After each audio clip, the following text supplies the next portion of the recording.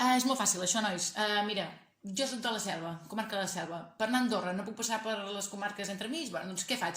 Me'n vaig a Lloret de Mar, per Arrencada, agafo un cotxe, gas a tot tall, línia recta, m'ho porto tot per davant, m'és igual tot, i un cop arribi cap a les Guilleries Sant Hilari, cop de maluc i cap amunt. I en principi el cotxe s'hauria d'enlairar i llavors Déu sabrà si et porta a Andorra o et porta a un altre lloc.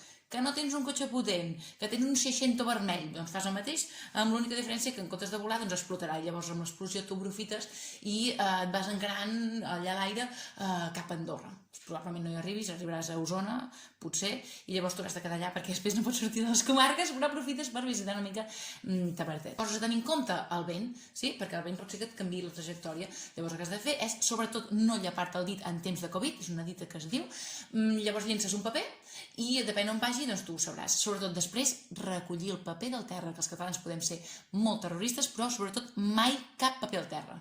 No, és que realment he tirat el paper a l'aire, Molt bé, aquest bromista el que has de fer és portar-lo a Caldes de Malavella, cop de colze cap a la dreta i llavors ja arriba cap al Gironès i el deixes marxes corrents perquè bromistes ara no en volem. Bromistes no en volem ara amb aquestes merdes de restriccions. I una altra cosa també, no llencem un paper qualsevol. És que no tinc cap clínex, al final he trobat el primer paper que he trobat, que és el de cobrar l'ERTO.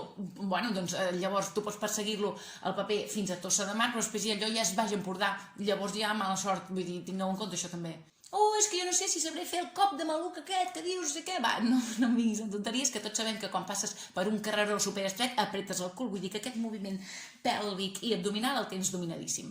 No em vinguis amb històries. Bé, doncs aquestes són les idees que us regalo jo gratuïtament. Si voleu respectar les restriccions, si voleu respectar la vostra vida, probablement no sigui la millor opció. Però a restriccions absurdes, respostes absurdes. I fins aquí.